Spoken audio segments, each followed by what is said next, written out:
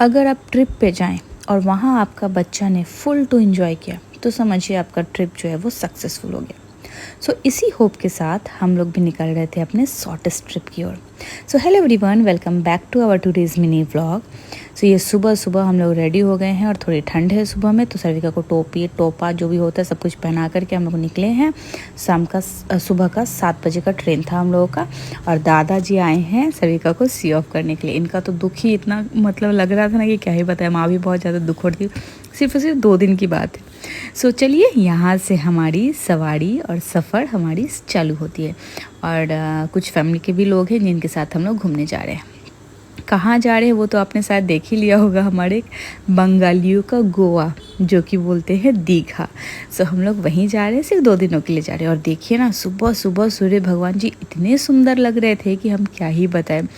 बस देखिए, बात करते करते हम लोग पहुँच गए हावड़ा स्टेशन। हावड़ा स्टेशन पे आए और टाइम हमारे पास बहुत ज़्यादा था।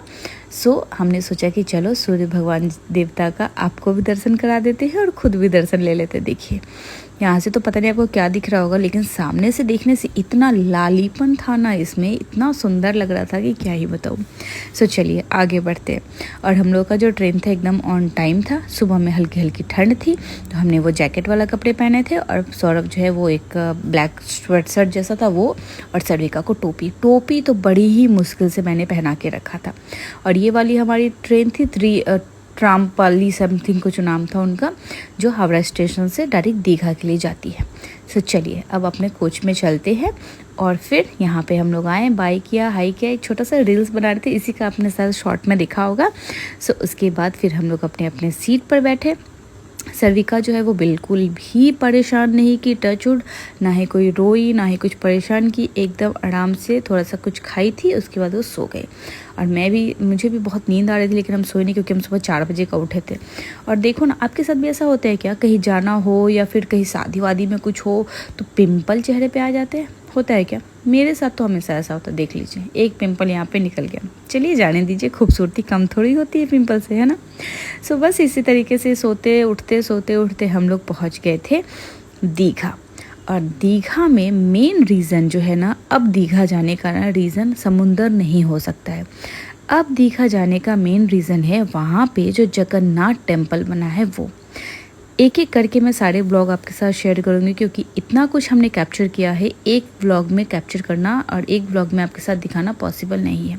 और वो जो आप देख रहे हैं वो है हमारा होटल और मंदिर एकदम आसपास में था, मतलब वॉकिंग डिस्टेंस के आसपास में।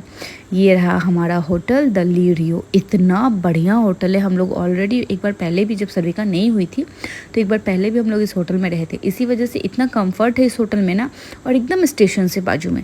तो हमने सोचा कि नहीं, अब जब सर्विका को लेके जा रहे हैं तो कंफर्ट तो सबसे पहले देखना है, तो इसी वजह से हम लोग वहीं पर रहे।